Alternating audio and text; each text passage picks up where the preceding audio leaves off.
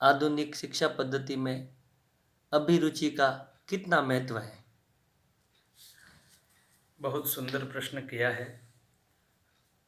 आधुनिक शिक्षा पद्धति में अभिरुचि का कितना महत्व है। वैसे शिक्षा के क्षेत्र में अभिरुचि का ही महत्व है। आपको एक बात बताएं, आप उससे समझ जाएंगे कि कैसे अभिरुचि बच्चों में जागृत की जाती है। ये तो आप जानते ही है कि जो है पूत के पाँव पालने में दिख जाते हैं। हर माता पिता अभिभावक को और गुरुजनों को अपने पुत्र और शिष्यों के बारे में जानकारी पूर्व में हो जाती है कि ये बच्चा कहाँ तक आगे जाने वाला है, कितनी ऊंचाइयों को छूने वाला है, इसके भीतर कितना टैलेंट भरा हुआ है। तो उस आधार पे वे कई जानकार, कई जो है कुशाग्र बुद्धि वाले जो अभिभावक होते हैं, वे उसी दिशा में उस बच्चे को आगे बढ़ाने का प्रयास करते हैं। लेकिन कदाचित कई अभिभावक अपनी अशिक्षा के कारण, अपने होड़ की भावना के कारण और अपनी ईर्ष्या के कारण अपने अनुसार बच्चे को जबरदस्ती एक नई दिशा देने का प्रयास करते हैं, जो बच्चे की अभिरुचि के विपरीत होती है। इसलिए मेरे कहने का आशय यह है कि कार्य को थोपे नहीं, बच्चों में अभिरुचि जगाएं। बालक की पहली पाठशाला उसकी माँ होती है, ये आप भी जानते हैं और हम भी जान रहे हैं। माता बच्चे की प्रथम गुरु है। वह घर में किस प्रकार का उसको वातावरण देवें, किस प्रकार से उसे जो है उसका सृजन करे, उसे तैयार करे। जैसे कई बच्चे स्कूल जाने से पहले ही जो है वर्णमाला सीख जाते हैं। कई बच्चे कई गीता के श्लोक, रामचरितमानस की चौपाइयाँ स्कूल जाने से पहले ही तुतलाती आवाज़ में ही सही, लेकिन वो बोलने लग जाते हैं। तो ये माता पिता का परम कर्तव्य बनता है अपने संतान के प्रति, अपने पुत्र के प्रति, और गुरुजनों का भी ये कर्तव्य बनता है अपने शिष्यों के प्रति कि वे बच्चे की प्रकृति को देखकर, उसकी चाल चलन को देखकर, उसके हाव भाव मुद्रा को देखकर, उसके उठने बैठने के तरीके को देखकर, उसकी मेधा शक्ति को देखकर, उसको उसके द्वारा जो है ग्रहण करने की शक्ति को देखकर, इन सभी बातों का भली भांति आकलन करके उसकी दिशा को तय करने के लिए जो है विचार करें। ऐसा नहीं कि उसके ऊपर ये थोप दे कि ऐसा ही आपको बनना है, हम कुछ नहीं जानते, तुम्हें तो डॉक्टर बनना ही है, तुम्हें तो इंजीनियर बनना ही है। बच्चा जो है पहली कक्षा का है, उसे आप डॉक्टर की बात कर रहे हो। बच्चा तीसरी कक्षा का है, उसे आप कह रहे हो बड़ा होकर इंजीनियर बनना है। बच्चा 5वीं कक्षा का है, उसको आप कह रहे हो कलेक्टर बनना है। अभी उसको कलेक्टर बनने और 5वीं कक्षा के बीच में बहुत लंबा अंतराल है, उसको बहुत लंबी दूरी तय करनी है। उसको थोड़ा थोड़ा जो है एक निर्धारित लक्ष्य देना चाहिए, एकाएक बड़ा लक्ष्य नहीं देना चाहिए। वैसे भी आज के बच्चों की क्या स्थिति हो गई है, आप लोगों से और हमारे से छुपी हुई नहीं है। पहली कक्षा का बच्चा होता है और उसका बहुत बड़ा इतना सारा बैग, उसमें दुनिया भर की पाठ्य सामग्री। वह बैग बच्चा खुद नहीं उठा सकता, स्वयं उठाने में असमर्थ हो जाता है, इतनी पाठ्य सामग्री। और ऊपर से पानी की बोतल गले में, स्कूल का आईडी कार्ड गले में, और वो पढ़ते पढ़ते माता पिता का भी प्रेशर, घर का भी मतलब बड़ों का प्रेशर, फिर उसके बाद में गुरुजनों का दबाव, ये सब उस कम उम्र में उसको वो मिल जाता है, जिससे उसकी बचपन की जो सहज विकास की जो कड़ी है वह अवरुद्ध हो जाती है। बालक का स्वाभाविक विकास रुक जाता है, चाहे वो भले ही शारीरिक हो चाहे वो मानसिक हो। इतना मोटा चश्मा लग जाता है बच्चे के, और वो मोटे चश्मे के साथ पहली कक्षा से ही प्रारंभ हो जाता है अपने माता पिता के द्वारा थोपे हुए लक्ष्य को प्राप्त करने के लिए। जबकि हमारा कर्तव्य बनता है बालक की प्रकृति को देख करके कि उसकी अभिरुचि किस में है, उसको क्या अच्छा लगता है। उसके सामने बहुत सारे ऑप्शन, उसके सामने बहुत सारी विकल्प रखिए, उसमें से उसकी अभिरुचि को देखिए। जैसे उसको मतलब उसको तराशना है, उसको अब आपको समझना होगा। उसको आप ये देखिए कि ये किस विषय में इसकी अभिरुचि अधिक है। पेंटिंग में है, सिंगिंग में है, पढ़ाई में है, विज्ञान में, उसमें भी विज्ञान में है, हिस्ट्री में है, मैथमेटिक्स में है, या हिंदी में है। किस विषय में उसको ज़्यादा अभिरुचि है, उसी विषय में उसको अलग अलग प्रकार से जो है गाइड करके, उसे समझा करके, उसी में नए नए प्रकार से उसको प्रोत्साहन दे करके उसे आगे बढ़ाना चाहिए।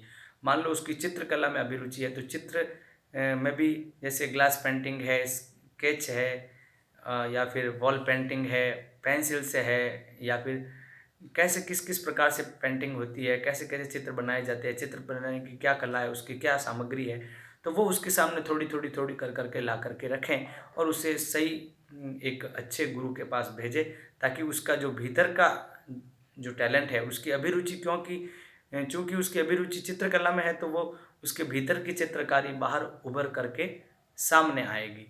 तो वो हो गया उसकी अभिरुचि के अनुसार कार्य। बच्चे की अभिरुचि है हिंदी में, तो हिंदी में क्या कठिन शब्द होते हैं, क्या शब्दकोश होता है, कैसे एप्लीकेशन लिखी जाती है, कैसे प्रार्थना पत्र लिखा जाता है, वही मतलब पहले अंग्रेजी में कहा तो हमने हिंदी में कहा।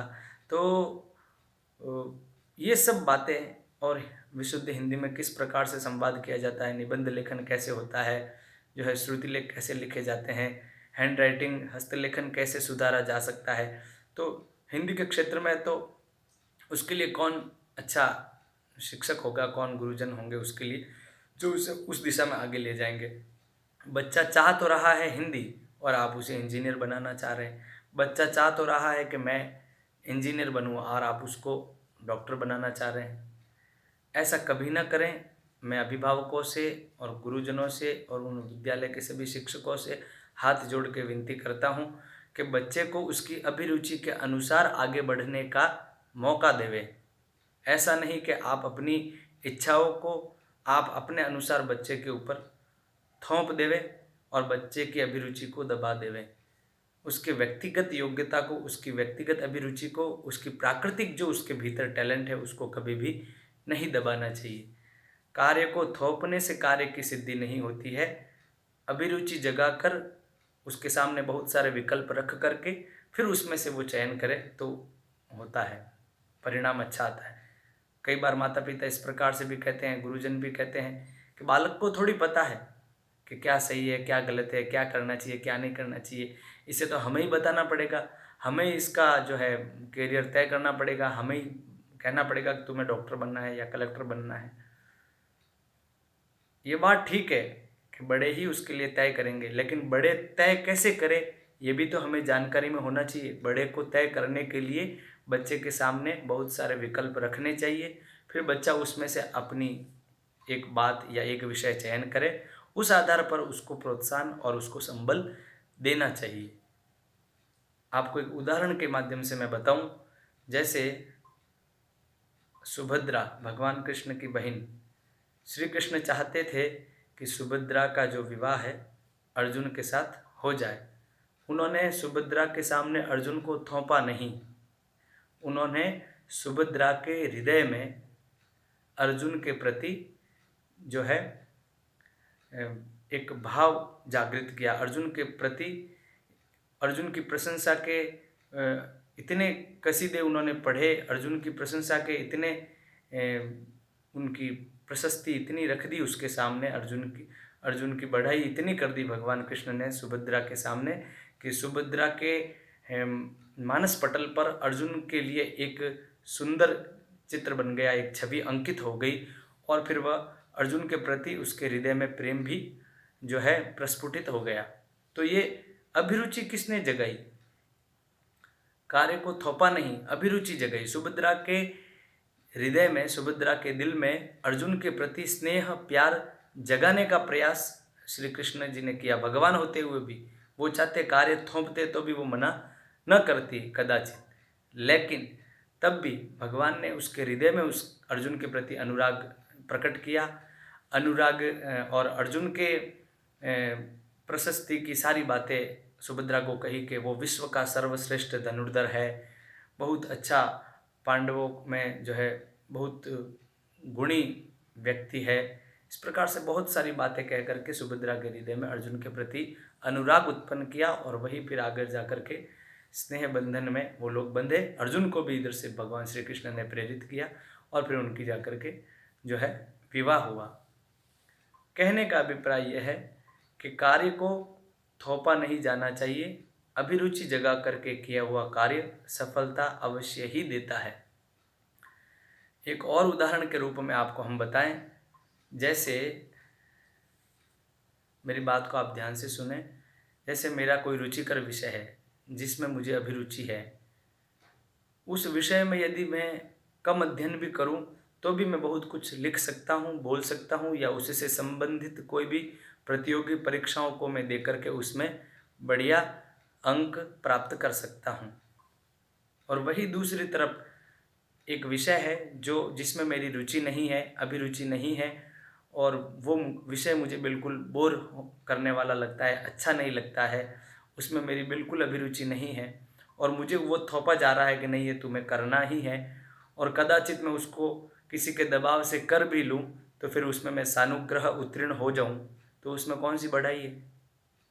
सानुग्रह उत्तीर्ण होना कोई उत्तीर्ण होना नहीं माना जाएगा। इसलिए कई बार बच्चे, कई बार शिष्य अपने बड़ों के दबाव में आकर के, बड़ों के कहने से उनके सामने बोल नहीं पाते, भय के कारण कुछ कह नहीं पाते, और उनके कथना अनुसार ही वह कार्य कर देते हैं, और जिसका परिणाम इस प्रकार से आता है, वो हम लोगों को चौंका देता है। अरे मैंने तो बच्चे को बहुत सोच समझ करके साइंस दिलाई थी, या मैंने तो बच्चे को बहुत सोच समझ करके मैथमेटिक्स दिलाई थी, मैंने तो बच्चे को जो है बहुत सोच समझ करके ये जियोग्राफी दिलाई थी, लेकिन ये तो फेल ही हो गया, इसने तो नाक ही कटवा दी। ये सब बातें जो है बहुत ही आहत करने वाली होती है, क्योंकि आपने थोपा और वो भय के कारण आपको मना नहीं कर सका, आपकी आज्ञा को शिरोधार्य करने के कारण, आपके बड़ों की बातों की अवज्ञा न करने के कारण वह आपको मना नहीं कर सका, जिसके कारण आज ये दिन देखना पड़ रहा है। कहने का अभिप्राय यह है कि दबाव में किसी को जबरदस्ती कोई कार्य आप कहेंगे तो वो भले ही आपके कहने से वो कार्य कर दे, लेकिन सफलता का जो है प्रतिशत उसमें 100 ही हो ये कहा नहीं जा सकता। हर माता पिता, हर अभिभावक आजकल ये सोचते हैं कि 90% से कम, तो इसका मतलब प्रतिशत वो कुछ लाया ही नहीं। 90% से ऊपर ही अंक आने चाहिए, नीचे 90% से नीचे तो किसी की आजकल कोई वैल्यू ही नहीं। ऐसा नहीं है, बच्चा अपने स्तर पे प्रयास करता ही है। जो सुशील बच्चे होते हैं, जिनके घर का वातावरण अच्छा होता है, जो अपनी अभिरुचि के अनुसार माता पिता भी जिसको सहयोग करते हैं और जो पढ़ते हैं, वो अपनी तरफ से बढ़िया नंबर लाने का प्रयत्न करते हैं। लेकिन उसके बाद में भी यदि उनके 2-4 प्रतिशत कम आ जाए तो उस पर शोक मनाने की आवश्यकता नहीं है, उससे उत्साहवर्धन करते रहना चाहिए, उसका उत्साह बढ़ाना चाहिए। और एक बात और बता दूं आपको, कम समय में ये वीडियो हम बना रहे हैं, और इस विषय में आपकी कोई जिज्ञासा हो तो आप हमें पूछ सकते हैं। कहने का अभिप्राय यह है कि प्रोत्साहन के अभाव में प्रतिभा का सदैव हनन होता है। इसलिए माता पिता, अभिभावक, गुरुजनों को चाहिए कि बच्चा थोड़ा सा भी अच्छा करे तो उसको प्रोत्साहन समय समय पर किसी न किसी प्रकार से देते रहें। प्रोत्साहन से उसकी प्रतिभा निखर करके सामने आती है, और वो व्यक्ति बहुत ही आगे नए नए आयाम स्थापित करता है, नई नई ऊंचाइयों को छूता है, और परिवार, समाज और कुल और राष्ट्र का नाम जो है बहुत रोशन करता है, उसकी कीर्ति बढ़ाता है, और संपूर्ण समग्र विश्व में वो अपनी एक अलग अमिट छाप छोड़ता है। जय श्री कृष्ण।